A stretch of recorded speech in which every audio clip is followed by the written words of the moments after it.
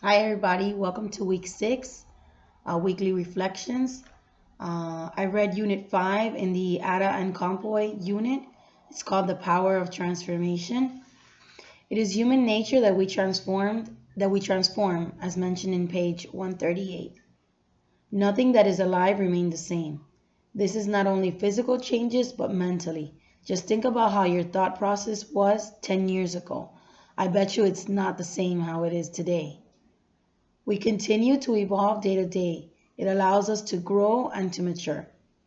As future educators, we need to provide our students with opportunities to grow and to transform themselves. As mentioned in page 140, we must help students develop a sense that transformation is possible and that choices we make may affect our lives and the world around us. This is something that my husband and I are constantly or are currently teaching our kids. For example, my son, he's very headstrong and stubborn. And sometimes I tell him something like, I don't know, for example, no, I don't want you to play right now with your cars. But I want to play with my cars. It's not the time. And then he'll say, fine, I don't want to play with my cars. And then I tell him and we teach him that's a choice that you make, and every choice has a consequence.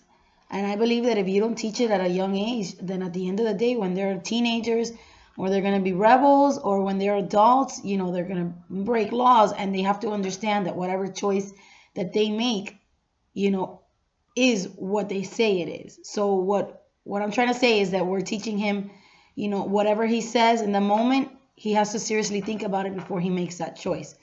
So right now, if he says, no, I don't want the brownie.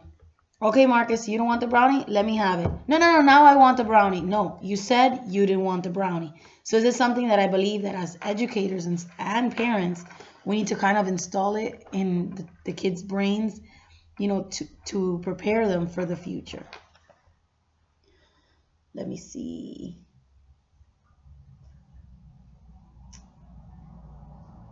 Yeah, so that's pretty much what I said there. Okay. I feel that it's prepping him for the real world. Unfortunately, it's not all unicorns and rainbows. Uh, there are books that we can share with our students to help them understand the topic of transformation. As mentioned in page 150, by presenting them with these books that deal with change, teachers can facilitate dialogue about these issues. In Unit 6, Understanding the Past, Creating the Future, in page 157, it states that the more comfortable we are with our roots, the more at ease we are with ourselves, and we unlearn prejudice and address the biased world around us. The more you know about your past, the better you will become in the future. And I found this on page 158. It says to invite the students to read books that show the protagonist's experience in the past and how it affects their present. So this kind of touches up a little bit of what I mentioned about choices. So whatever you do in your past, it does reflect your future, and it does affect it. It could be in a negative way or in a positive way. For example, let's say you smoke cigarettes, so you smoke cigarettes all your life. When you're older, what do you think is going to happen? Or you're going to form some kind of lung cancer or you're going to be really ill, but that's nothing beneficial to you. So I read the story, A Sweet Tale. This is a story that explains what a young boy did in the past and how it affected his future. So in this story, it talks about the young boy, how he was always, eating sweets, lots of sweets every day. He would have like three types of like ice creams every night after dinner, and unfortunately, this later turned into diabetes. Yet again, what you did in the past or what you're currently doing is definitely going to affect your future, whether in positive or a negative way. And in this case, it was negative. The child developed diabetes. Book or stories like this help you think a little more on what the future may hold based on what you've done or are currently doing. Now, in the Tabor's book, chapter 5, it mentions in page 72 through 73 that a child joins a group for an activity with children that speak English. And if they sit next to them for this activity, it demonstrates that he or she is ready to be part of that social group or that social network in the classroom. A child that remains isolated is reluctant and will have less exposure to the new language. In other words, the second language speaker child participates with no problem. They absorb and learn more about the new language.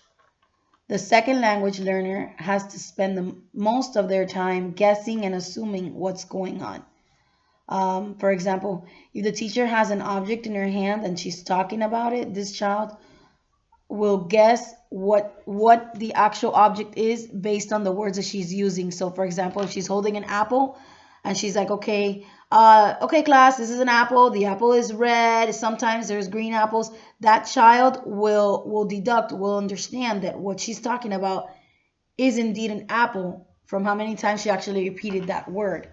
So that's how kind of they learn, just by assuming and by guessing. And this is an example of cognitive strategy. And I found this on page 73 as well. In page 75, it talks about motivation. So a child must want to learn a second language. There are some who simply decide that, for example, English is not for them and they give up. They find it too hard, or they're comfortable around their surrounding. And especially here in Miami, where you can go to any school and most of the teachers speak Spanish and most of the students speak Spanish. So for example, if I'm a second language learner and I only speak Spanish, if I get into a group and my group has English speakers but Spanish speakers as well, then I'm going to feel comfortable and maybe I won't want to learn English because I think, well, what's the point? Everybody here speaks Spanish, you know. So they refuse to speak, and they actually refuse to speak to people from another language.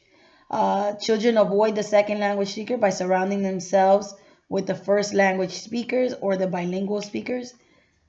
And like I was mentioning, here in Miami, the population of Spanish speakers is so high that some people even just refuse. And not only children, but even adults. Like, for example, when my parents came here from Cuba when they were young, their English is not perfect. They understand it. But why? Because they surrounded themselves with other family and friends that only spoke Spanish.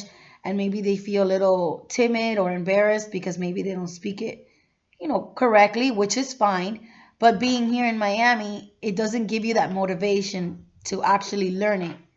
I think if you move to, like, I don't know, North Carolina, then you probably really need to learn it. Let me see. Another factor is exposure. If the child has previous exposure with a second language, then they don't feel so overwhelmed when hearing it. I feel that it makes them a bit more comfortable in the end. Age is also a huge factor in the way a person approaches a second language. So, it's very rare for an older person to start learning a second language. First of all, maybe they're like, what's the point? I don't know, 50, 60 years old, maybe there's no point.